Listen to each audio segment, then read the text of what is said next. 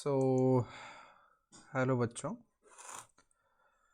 I hope आप सब अच्छे हैं और आपकी पढ़ाई अच्छी चल रही है।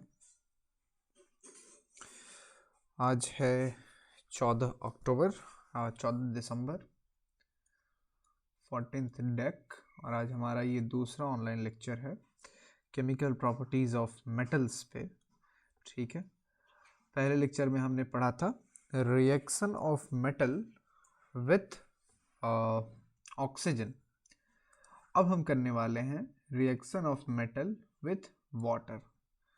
कुछ ग्लिच है इस सॉफ्टवेयर में, चूँकि मैं अपना कैमरा नहीं एक्टिवेट कर पा रहा हूँ, इसलिए आपको कैमरे वाले सेक्शन पे आज कुछ और दिख रहा होगा। ठीक है, इसको मैं फिक्स करवाता हूँ। तो चलिए reaction of metal with water देखते हैं, है ना। वाटर का फॉर्मूला आप सब जानते हैं, H2O होता है। ठीक है, तो देखते हैं metal react with water to form a metal hydroxide.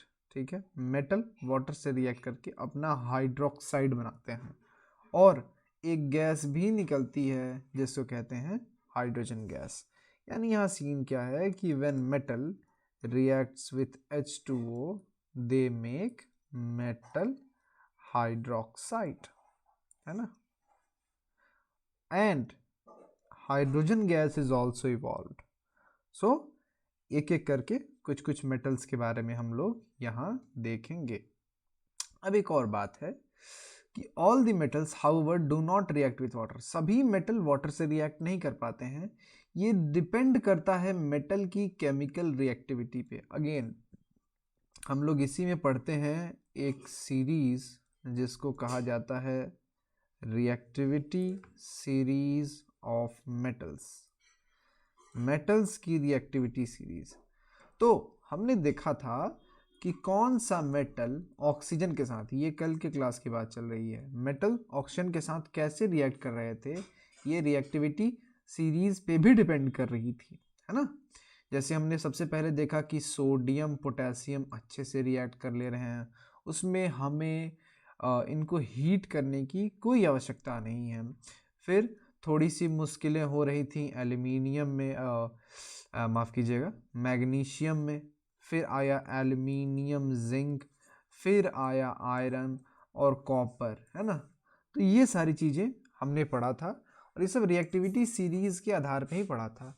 Same बात यहाँ भी आती है कि जो मेटल्स होते हैं वो वाटर से भी रिएक्ट करते वक्त, सभी मेटल वाटर से नॉर्मली रिएक्ट नहीं करते हैं, वहाँ भी रिएक्टिविटी सीरीज़ की कहानी आती है। ठीक है, तो लिखता है कि some metal react even with cold water. कुछ मेटल तो ठंडे पानी से भी रिएक्ट कर लेते हैं, है ना। वह मेटल जो काफ़ी रिएक्टिव होते हैं, हाईली रिएक्टिव होते हैं, वो तो ठंडे पानी से भी रिएक्ट कर लेंगे।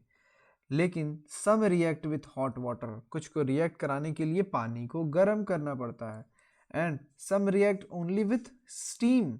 ठीक है, और कुछ मेटल्स ऐसे हैं जो कहते हैं कि मैं वाटर से तो रिएक्ट करूंगा ही नहीं, वाटर के लिक्विड फॉर्म से तो रिएक्ट करूंगा ही नहीं, तो मुझे स्टीम बना के दो तब मैं रिएक्ट करूंगा।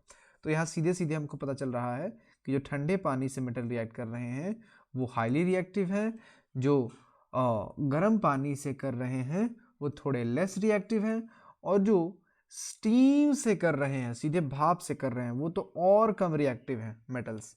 और कुछ मेटल तो ऐसे हैं जो स्टीम से भी रिएक्ट नहीं करते हैं, है ना। यानी समझ लो कि ये अनरिएक्टिव मेटल्स है। तो यहाँ है ना, highly reactive, moderately reactive. Highly reactive तो भाई कोल्ड वाटर से कर लेगा, मॉडरेटली रिएक्टिव हॉट वाटर से करेगा, है ना। लेस मॉडरेटली रिएक्टिव ये जो है ये स्टीम से करेगा, और जो अनरिएक्टिव होगा वो तो करेगा ही नहीं किसी से। समझ पा रहे हैं। यहाँ देखिए मेटल वाटर से रिएक्ट कर रहा है, यहाँ देखिए मेटल स्टीम से रिएक्ट कर रहा है। ठीक है, स्टीम से रिएक्ट कर रहा है, तो अंतर भी आ जा रहा है। मेटल जब वाटर से रिएक्ट करेगा तो मेटल हाइड्रोक्साइड बनेगा। यहाँ देखिए मेटल हाइड्रोक्साइड पहले वाले में बन रहा है और हाइड्रोजन गैस निकल रही है H2। हाइड्रोजन का तो H मत जान जाइएगा, H2 होगा, गैस है ना। लेकिन इस केस में जब स्टीम से रिएक्ट करेगा मेटल तो मेटल ऑक्साइड बनेगा। ठीक है, तो जो कल हम लोग गेम पढ़े थे वो वाला गेम हो जाना है यहाँ पे, और फिर हाइड्रोजन गैस निकलेगी। ठीक है, अब चलिए एक एक करके सभी रिएक्शन शुरू करते हैं। शुरू करेंगे पोटेशियम से। तो आप सब जानते हैं कि जो सोडियम हो गया, ये जो पोटेशियम होगा, ये तो हाईली रिएक्टिव होते हैं, है ना। इसीलिए तो अपन इनको स्टोर करके कहाँ रखते हैं, केरोसिन में स्टोर करके रखते हैं, क्योंकि ये पानी के कांटेक्ट में आते आते, है ना, ऑक्सीजन के कांटेक्ट में आते आते ये लोग बर्स्ट करके जलते हैं, रिएक्ट करते हैं। तो लिखा है कि sodium reacts violently with the cold water to form potassium hydroxide. माफ कीजिए, सोडियम पढ़ा मैंने, पोटेशियम है ये। तो जो पोटेशियम है वो ठंडे पानी से भी रिएक्ट कर लेता है और वायलेंटली रिएक्ट करता है, यानी इस रिएक्शन का जो विगर है, जो तेजी है, इंटेंसिटी है, वह काफी अधिक है ना। ये इंटेंसिटी अधिक क्यों है, क्योंकि पोटेशियम हाईली रिएक्टिव है। अभी हम लोग रिएक्टिविटी सीरीज जाएंगे तो पढ़ेंगे। बाकी जो बच्चे पुराने हैं वो जानते हैं कि लिक्वा सरका नामक अलमंजन करफी कटकोनी, अलमंजन करफी कटकोनी। तो लिक्वा सरका, तो यहाँ आ गया के, है ना, पोटेशियम, नामक that is sodium, magnesium. So reactivity series के हिसाब से समझ सकते हैं कि पोटेशियम हाईली रिएक्टिव है, इसलिए ये काफी तेजी से रिएक्ट करेगा पानी के साथ। तो पोटेशियम, अब आइए इसको हम लोग इधर साइड में समझ लेते हैं कि पोटेशियम रिएक्ट करेगा किसके साथ, पानी के साथ। तो क्या बनाएगा भाई साहब, तो ये बनाएगा मेटल हाइड्रोक्साइड। तो मेटल है क्या, कौन, पोटेशियम, हाइड्रोक्साइड यानी OH, KOH बन गया, और उसके साथ निकलेगा हाइड्रोजन गैस। क्या ये वाला सीन है, यही सीन है, ठीक है। और चूंकि ये बहुत तेज रिएक्शन होगा तो यहाँ से हीट भी निकलेगी। आपको बताया है कि बहुत वायलेंटली, बहुत विगरसली रिएक्ट करता है, ठीक है। और चूंकि हीट निकल रही है, इसलिए हम कहते हैं कि यह जो रिएक्शन है वो एक्सोथर्मिक है। दिस इज एक्सोथर्मिक रिएक्शन, नाम से ही समझ जाना है, आप सब समझदार लोग हैं। एक्सो मतलब होता है बाहर, और थर्म मतलब होता है हीट, है ना। एक्सो मतलब होता है बाहर, तो हीट का बाहर निकलना, है ना। जब भी अपन हीट राइट हैंड साइड में लिखेंगे, इसका मतलब प्रोडक्ट में हीट है, रिएक्शन हो जाने के बाद हीट निकल रही है। और अगर कभी हम हीट लेफ्ट हैंड साइड लिखेंगे, इसका मतलब है रिएक्शन कराने के लिए हीट देनी पड़ रही है। तो यहां तो प्रोडक्ट में लिखा है ना, प्रोडक्ट में लिखा है, इसका मतलब यहां हीट निकल रहा है, यह एक एक्सोथर्मिक रिएक्शन है, ठीक है। तो धीरे धीरे पढ़ेंगे। अच्छा, इसको बैलेंस करना है अगेन, तो आप सबको बैलेंस करने आता है। जब पोटेशियम H2O के साथ रिएक्ट करेगा तो आप सब जानते हैं कि ये KOH that is called potassium hydroxide बना लेगा और H2 गैस निकलेगी। अब बैलेंस करने का समय आया भाई साहब। इधर एक हाइड्रोजन KOH में और H2 में 2, इधर 3 है कुल मिला के, और इधर तो 2 ही है, ठीक है। तो इसको 3 करना है, तो ये इसको कर दो 3/2। और ऑक्सीजन को देखते हैं, ऑक्सीजन यहाँ कितना है, 1, और यहाँ ऑक्सीजन कितना है, यहाँ भी ऑक्सीजन 1 नहीं, यहाँ ऑक्सीजन तो 1.5 हो गया। अच्छा ठीक है, 3/2 नहीं करेंगे, आइए समझते हैं, कुछ और करना पड़ेगा। एक काम करते हैं, हाइड्रोजन यहाँ 2 कर देंगे तो हाइड्रोजन हो जाएगा 2, और इधर 2, 4 हाइड्रोजन। और अगर यहाँ भी 2 कर दें तो यहाँ भी हाइड्रोजन हो गया 4, ठीक है, हाइड्रोजन का काम खत्म। अब अगर ऑक्सीजन देखें तो ऑक्सीजन है कितना, 2, यहाँ ऑक्सीजन देखो, ऑक्सीजन है कितना, 2, ठीक है। अब पोटेशियम देखते हैं, पोटेशियम यहाँ कितना है, 2, इधर देखो पोटेशियम कितना है, 1, तो इसको भी कर दो 2, बैलेंसिंग हो गई भाई साहब।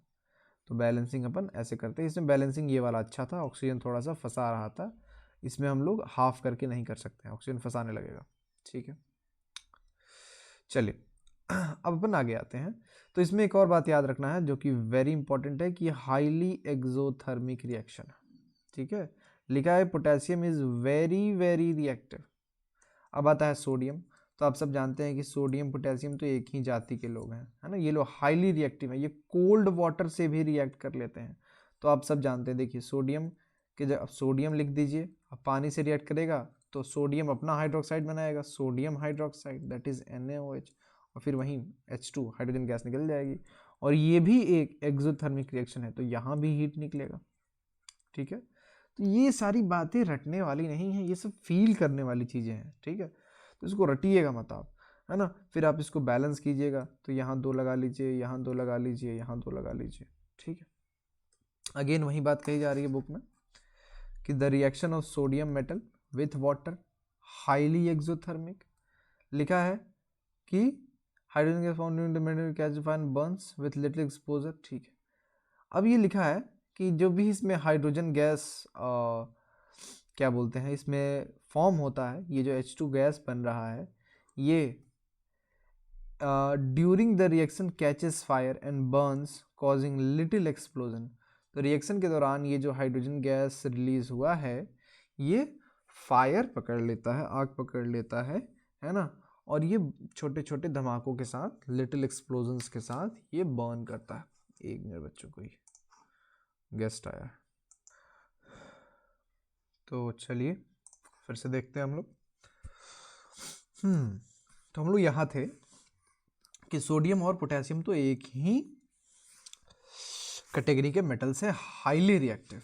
लिखा है the reaction of sodium metal with water can be studied as follow.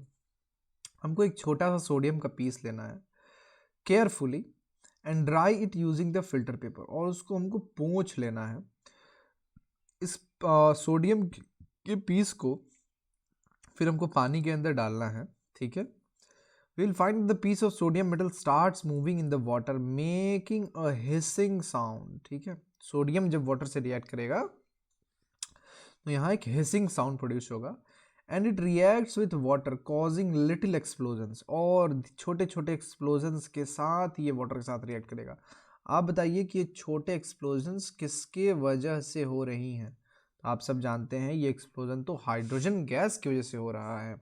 Soon the piece of sodium metal catches fire, और जल्दी ही सोडियम जब H2O के साथ रिएक्ट कर लेगा तो वो आग पकड़ लेगा। आग पकड़ने का मतलब वो कुछ अपने अंदर से निकाल रहा है। क्या निकाल रहा है? अगर आपको दिख रहा होगा, यह हीट को निकाल रहा है। This is explained as follow when sodium metal react with water blah blah blah. चलिए आगे देखते हैं। अब आता है कैल्शियम।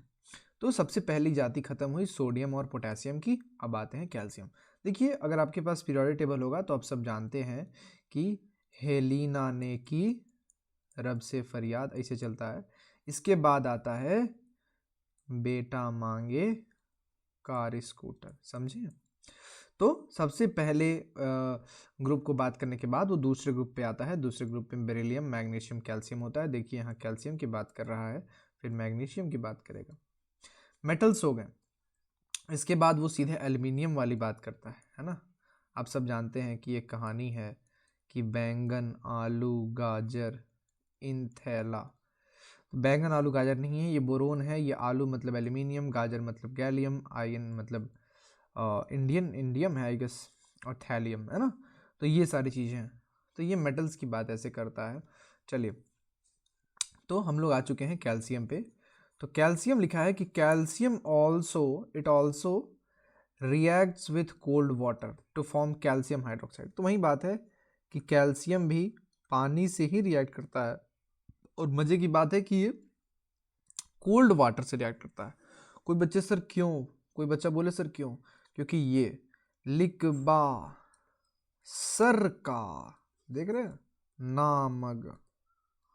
तो ये जो का है ना calcium, highly reactive, so it reacts even with a cold water to form calcium hydroxide and hydrogen gas. तो कैल्शियम जो है वो H2O के साथ रिएक्ट करता है और कैल्शियम हाइड्रोक्साइड बनाता है और हाइड्रोजन गैस बनती है।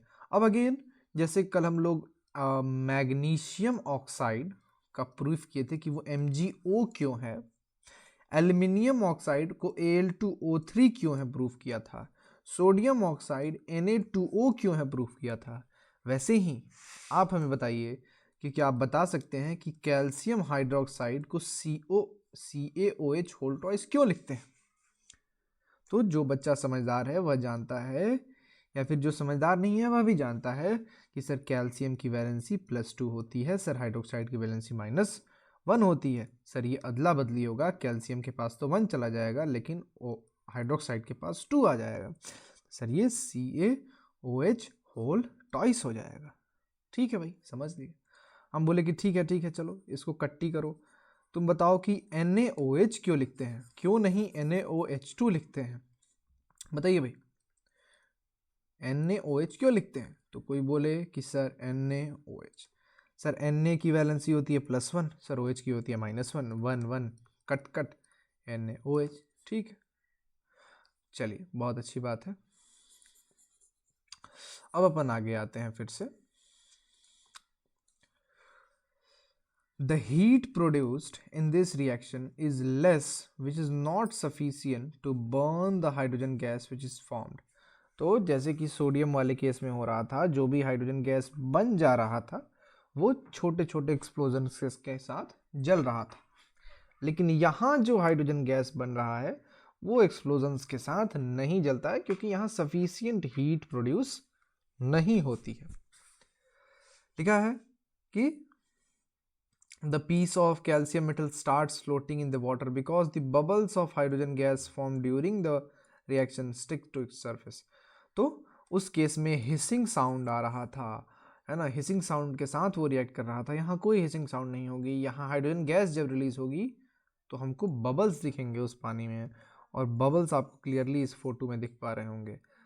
आपके पास अगर किताब है तो आप उसको अपने आँख में, जैसे बूढ़े लोग पेपर पढ़ते हैं वैसे सटा के देख सकते हैं। ठीक है, अच्छा अब आता है मैग्नीशियम की कहानी।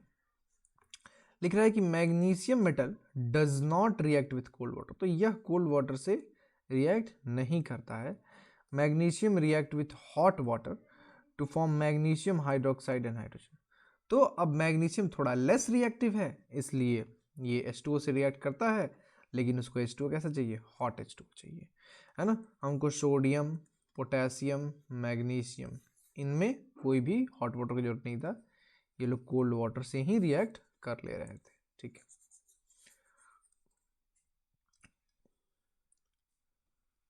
वीडियो ऑफ है।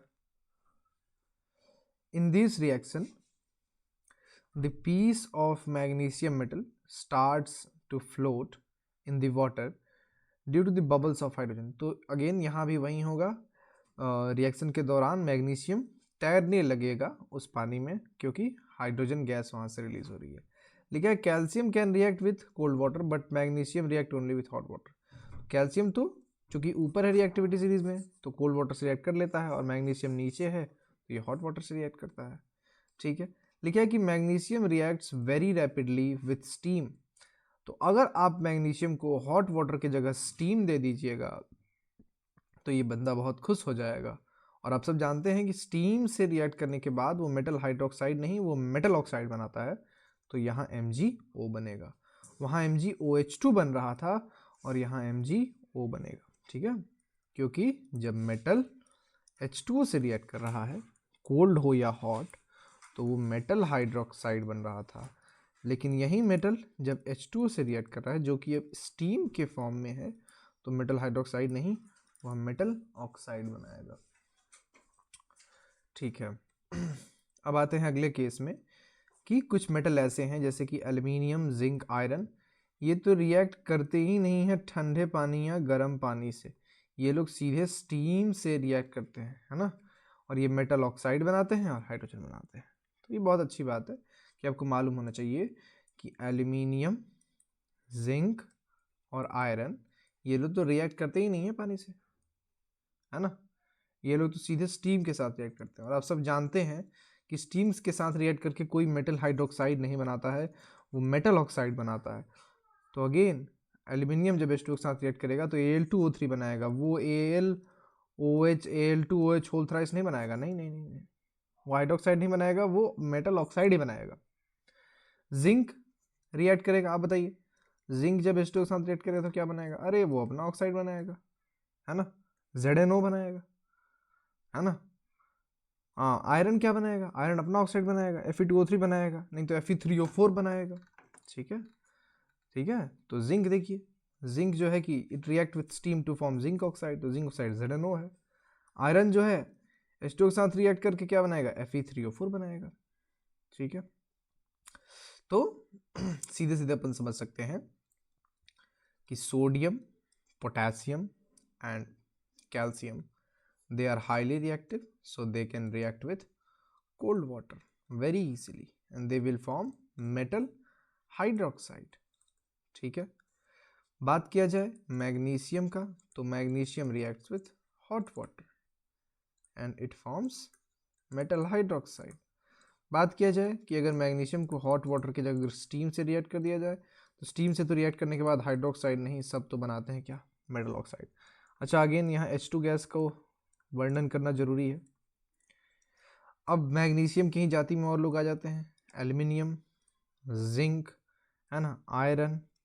एल्युमिनियम भी स्टीम से ही रिएक्ट करता है, जिंक भी स्टीम से, आयरन भी स्टीम से, सब अपने अपने ऑक्साइड बनाते हैं। एल्युमिनियम ऑक्साइड है Al2O3, जिंक ऑक्साइड है ZnO, आयरन का ऑक्साइड है Fe2O3 या फिर Fe3O4। Fe3O4 गिवन है तो यही लिख लेते हैं, और सब में हाइड्रोजन गैस तो रिलीज होगी ही होगी। आइए देखते हैं आगे क्या दिया है। ठीक है, तो ये कहानी भी हो गई।